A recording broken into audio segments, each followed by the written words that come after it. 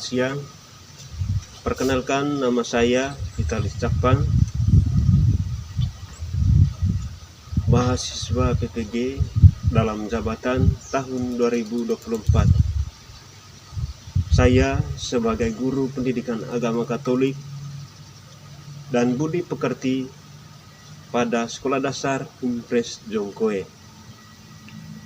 Pada hari ini, Jumat tanggal 18 Oktober 2024, saya akan melaksanakan praktek pembelajaran UKIN di kelas 5 SD Impres Jongkoe. Berikut adalah video pembelajaran di kelas 5 SD Impres Jongkoe. Selamat pagi.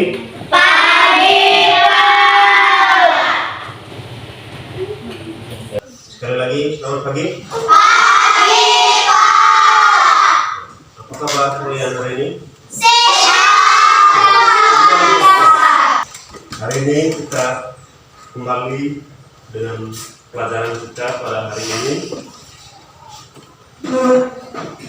Karena itu, sebagai manusia yang beriman kepada Tuhan, sebelum kita mulai pelajaran kita awali dengan berdoa.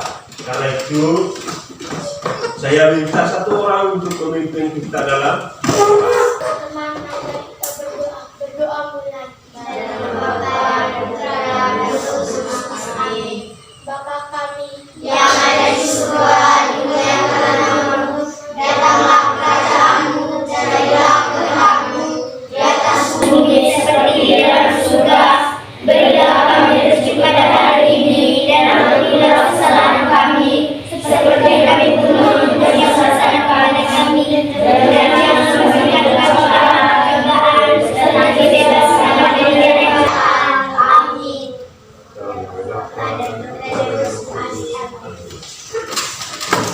Terima kasih.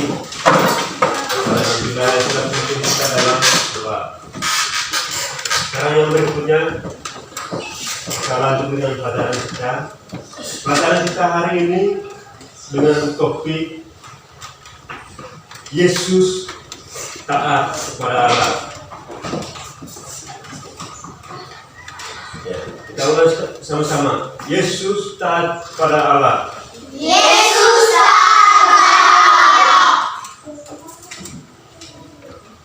Dalam pelajaran ini, adapun tujuannya peserta didik mampu memahami dan meneladani Yesus yang taat kepada Allah, sehingga mampu mewujudkan iman di dalam kehidupan sehari-hari.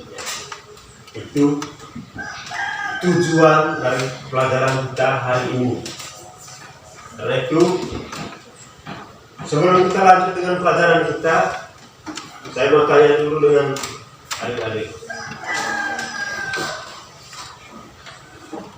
Pernahkah orang tua memberikan nasihat kepada kita? Pernah atau tidak? Pernah. Siapa yang pernah merasa pernah diberikan nasihat oleh orang tua? Tentu kita semua pernah mendapatkan nasihat dari orang tua.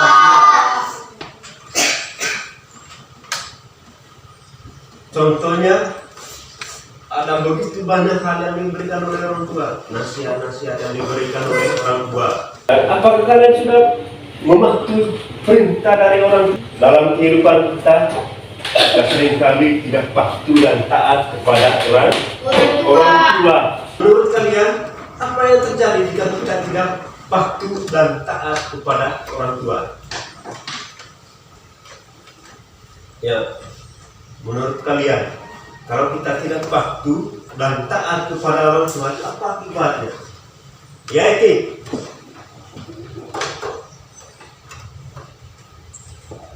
Durhaka, Pak. Durhaka. Dari dosa. Lalu Julio, apa akibat kalau kita tidak patuh dan taat kepada orang tua? Dosa berat, Pak. Ya? Dosa berat. Nabila, Apa akibatnya? Menyesal, Pak. Menyesal. Ada begitu banyak hal yang kita alami kalau kita tidak patuh dan taat kepada orang. Nah, karena itu di dalam pelajaran ini sebentar kita akan melihat bagaimana Yesus menunjukkan ketaatannya kepada Allah. Dalam pelajaran ini sebentar kita akan melihat bagaimana kehidupan kita selama ini. Apakah kita sudah patuh dan taat kepada orang tua? Seperti pertanyaan kita di awal tadi. Karena itu, saya mengajak kalian untuk melihat video yang berisi tentang situasi kehidupan kita saat ini. Terutama dalam kehidupan anak-anak. Mengalami begitu banyak godaan. Dan godaan itu tidak hanya terjadi dalam kehidupan orang-orang dewasa, dalam kehidupan anak-anak juga. Sekarang kita akan lihat bagaimana kehidupan anak-anak. Kami melihat video yang ada di depan. Saya minta kalian untuk menyimaknya dengan baik. Apa yang mereka alami di situ dan bagaimana kehidupan mereka. Di zaman modern seperti sekarang, bermain game udah sangat sering ya dijadikan kegiatan untuk melepas rasa penat. Nah, biasanya untuk anak-anak yang masih sekolah, bermain game merupakan hiburan yang menyenangkan. Setelah seharian belajar tentunya. Ya, kalau dijadikan alat pelepas lelah, tentu masih positif-positif aja ya. Sayangnya ada juga nih anak-anak yang terlanjur kecanduan bermain game hingga membuat orang tua mereka merasa jengkel, bahkan sering marah. Nah, seringkali reaksi kemarahan ini diluapkan dengan berbagai cara untuk membuat si anak jerah. Mulai dari menghancurkan konsol kesayangan anak dengan palu, lalu menceburkannya ke kolam, hingga membakar konsol-konsol tersebut seperti yang ada di video berikut ini nih. Aksi mengejarkan orang tua karena anak kecanduan bermain game.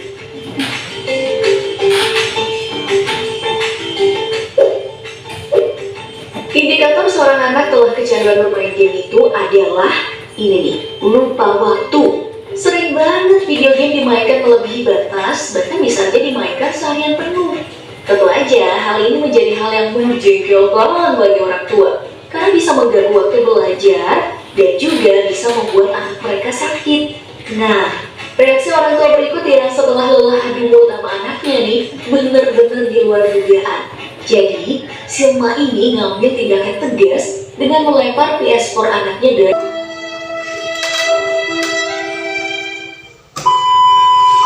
Nah, setelah reaksi mama tadi, ada juga reaksi seorang bapak yang juga lempar komputer anaknya ke lantai bawah setelah lelah menghadapi si anak yang udah kecanduan bermain komputer. Wah, ini udah pakai emosi ya kayaknya.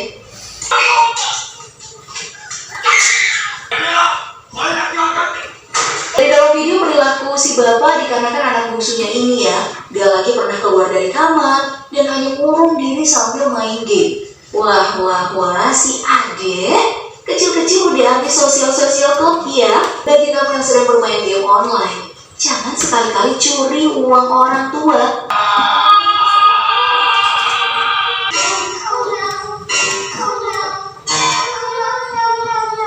Setelah kita menonton video tentang situasi kehidupan anak-anak tadi dalam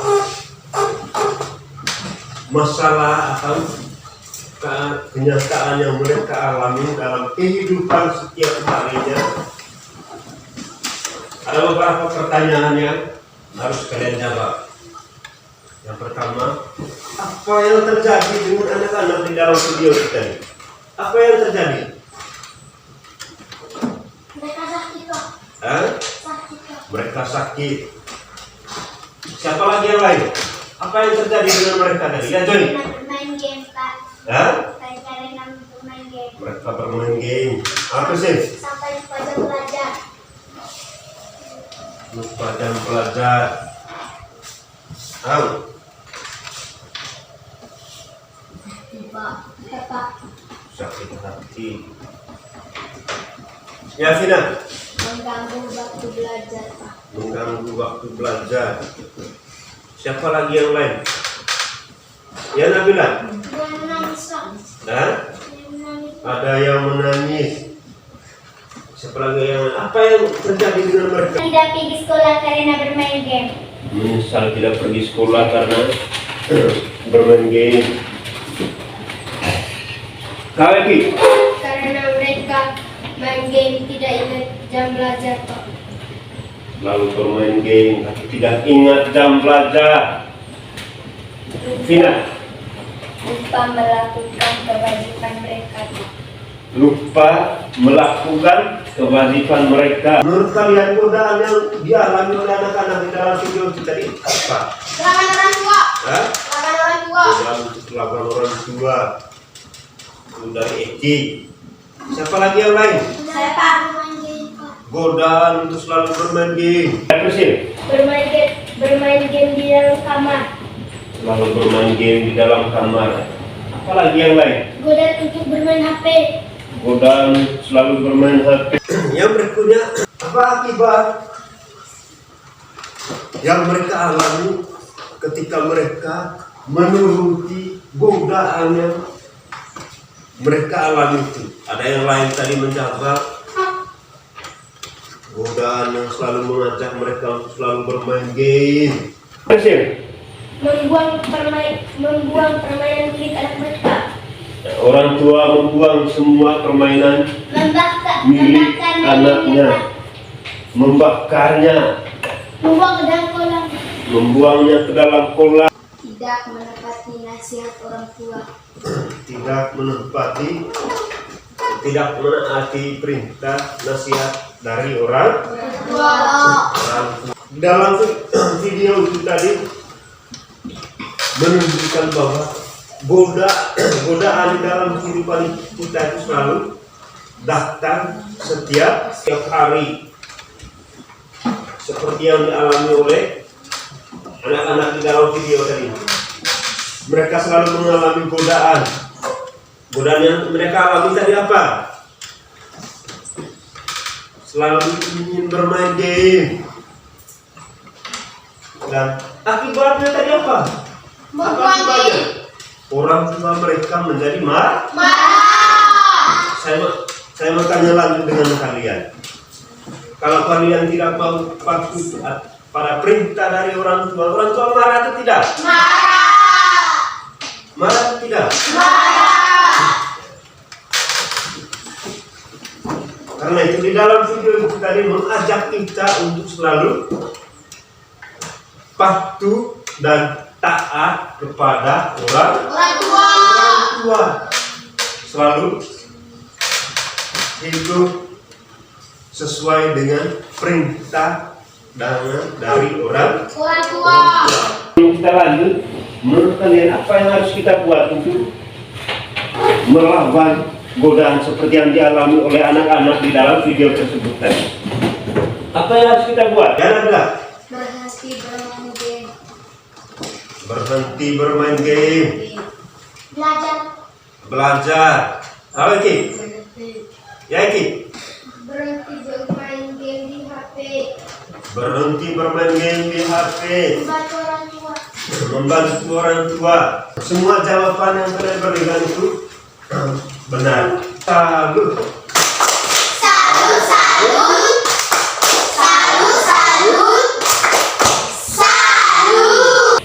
Sekarang yang berikutnya, untuk melihat lebih jauh bagaimana kita menghadapi godaan, kita akan melihat bagaimana Yesus menghadapi godaan atau cobaan dari iblis.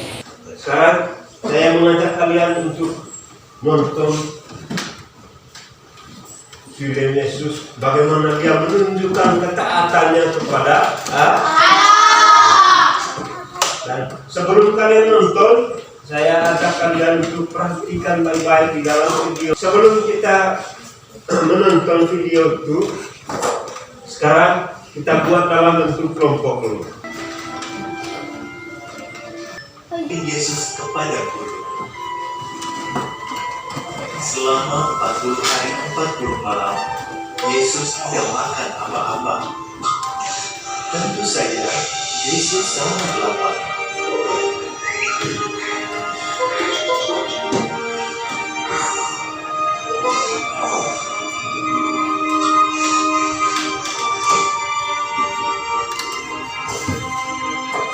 Karena tahu bahwa Yesus lapar, iblis pun datang mencobai dia. Iblis menunjuk sebuah batu sambil berkata, "Kalau engkau anak Tuhan, ubahlah batu-batu ini menjadi roti."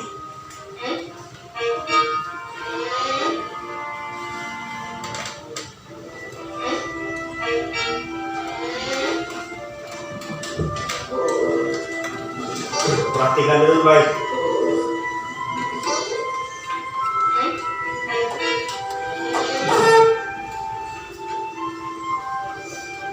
Yesus menjawab iblis dengan memakai firman Tuhan yang ada di Alkitab.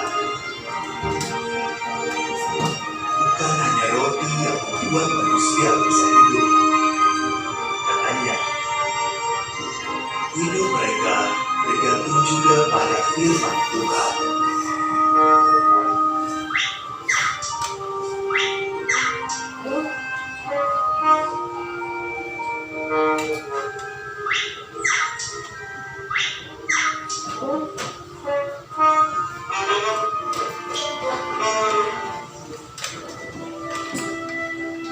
Selanjutnya, iblis membawa Yesus naik ke hubungan bait suci. "Kalau engkau anak Allah, loncatlah dari sini. Bukankah Alkitab berkata bahwa malaikat-malaikat Tuhan pasti menyelamatkanmu?"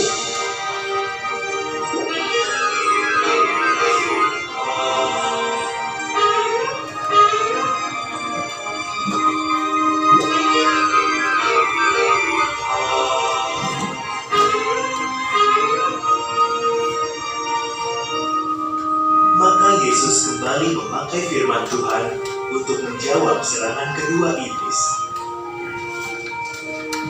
"Jangan mencobai Tuhan Allahmu," kata Yesus. Ia mengutip ayat Alkitab lagi.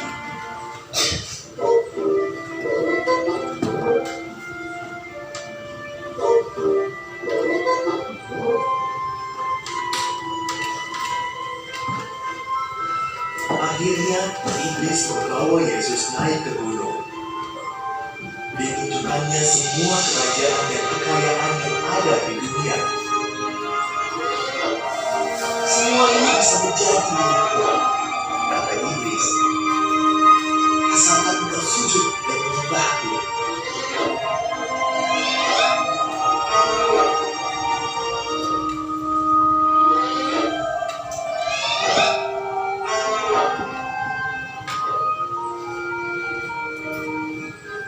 "Lenyaplah kau, iblis!"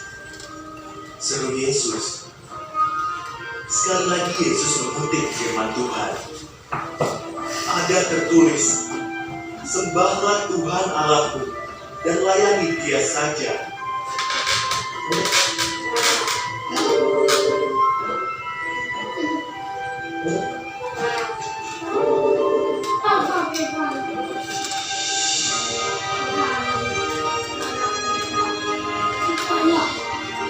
Saat Yesus berkata demikian, seketika itu juga iblis meninggalkan dia.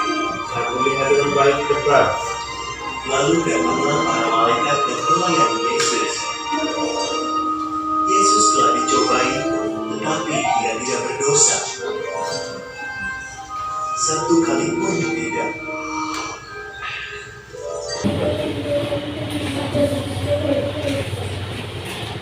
Ini lembar jawaban untuk kalian kita.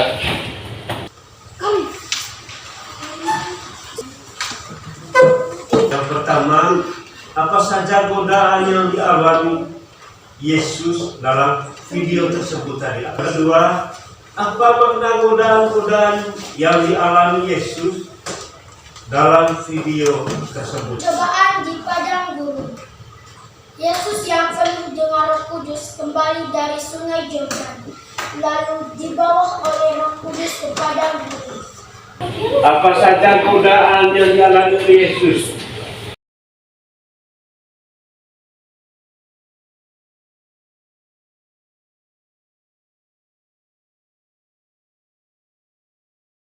Sudah.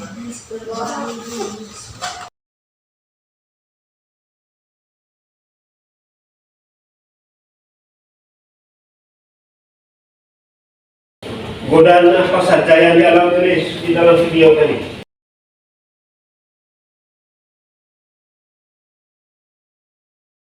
Yang kedua tadi, apa makna dari godaan yang dialami Yesus?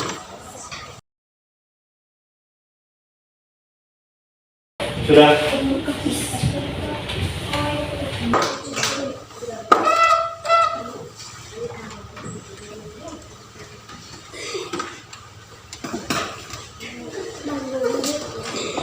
Ini menjadi roti.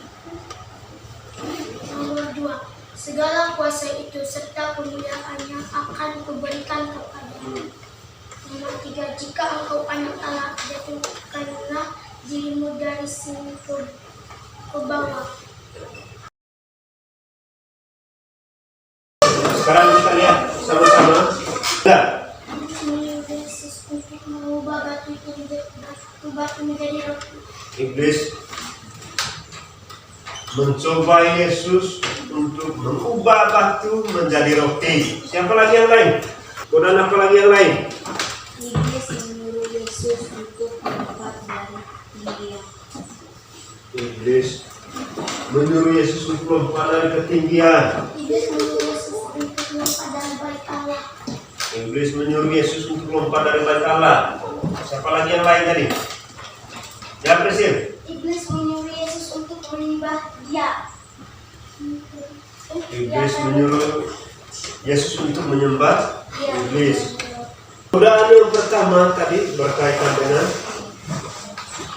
godaan untuk mengubah batu menjadi roti. Godaan ini berkaitan dengan apa? Berkaitan dengan makanan. Kebutuhan apa? Kebutuhan jasmani. Nah, yang kedua tadi apa? Iblis menyuruh Yesus dari bait Allah. Iblis meminta Yesus untuk menyembah Dia, agar semua kekuasaannya, semua kekayaannya, terutama kekayaan duniawi diberikan kepada Yesus. Itu godaan yang kedua. Yang ketiga, iblis membawa Yesus ke atas hubungan baik Allah. Godaan ini berkaitan dengan kenikmatan, kesenangan.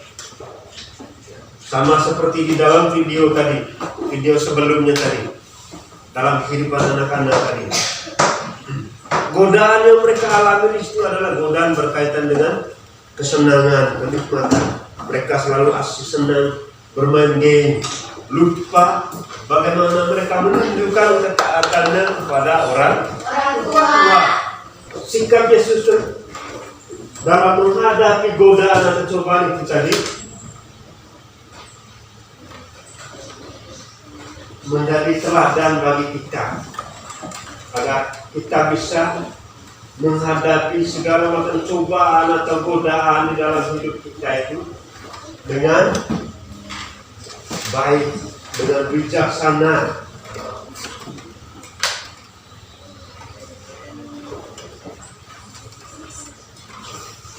Dengan menunjukkan ketegasan kita untuk melawan atau menghadapi godaan dari iblis. Melawan godaan itu tentu dengan menunjukkan berbagai macam hal. Misalnya dengan menunjukkan kejujuran, keikhlasan. Misalnya sebagai anak sekolah, godaan yang selalu kita bisa tunjukkan itu misalnya kita menunjukkan kejujuran, mengerjakan soal ujian dengan baik, mengerjakan tugas dengan baik. Dalam pelajaran ini juga mengingatkan kita bahwa godaan selalu datang setiap saat, setiap waktu di dalam kehidupan kita, yang merusak kehidupan kita, mengganggu kehidupan kita. yang mencoba untuk merusak segala niat baik kita. Misalnya ketika kita mengerjakan ujian tadi, niat baik kita untuk mengerjakan ujian itu dengan jujur, dengan baik, tetapi iblis menggoda kita untuk menyuntik jawaban dari teman. Selalu datang setiap, tetapi kita dituntut untuk menghadapinya dengan baik, dengan tegas, dengan bijaksana, supaya kita bisa menghadapi godaan itu dengan baik. Dalam hal ini kita menjadikan sikap Yesus dalam menghadapi godaan dan cobaan dari iblis itu dengan menunjukkan ketegasan dan ketaatannya kepada Bapaknya yang sudah mengutus dia. Karena itu dalam pelajaran ini Tuhan sudah menunjukkan kesetiaan dan cintanya kepada Allah dan juga kita sebagai manusia. Dan semua orang itu yang telah dibaptis menjadi pengikut Kristus. Sebagai pengikut Kristus, kita semua memiliki kewajiban untuk menunjukkan kesetiaan dan cinta kepada Allah dan menjadikan Yesus sebagai panutan atau teladan di dalam kehidupan kita dan dalam kehidupan kita. Sebagai teladan, kita dituntut untuk selalu bersikap taat waktu, baik di rumah, di sekolah, dan juga di dalam kehidupan masyarakat. Oke, adik-adik, sekarang pelajaran kita sudah selesai, dan sebelum kita mengakhiri pelajaran kita, saya minta kalian untuk mengerjakan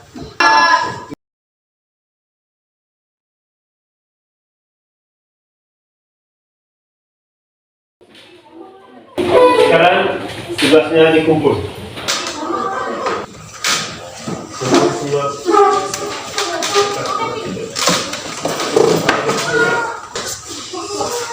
Pelajaran kita sampai di sini dulu, dan sebelum kita mengakhiri pelajaran kita akan menutupnya dengan doa. Teman, marilah kita siapkan hati untuk berdoa mulai.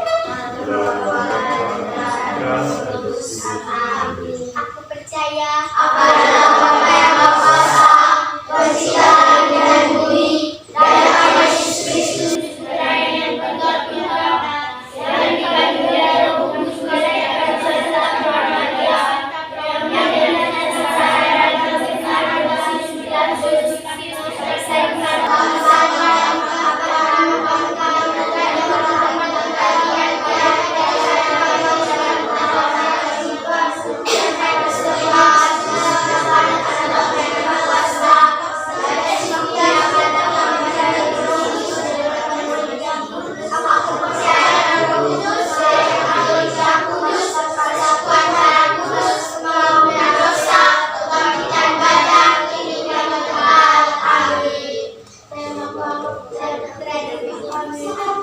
Oke, pelajaran kita sampai di sini dulu.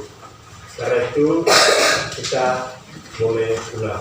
Dan jangan lupa dari pelajaran yang sudah kita dapat tadi, kita harus menunjukkan ketaatan kita baik di dalam keluarga maupun dalam sekolah.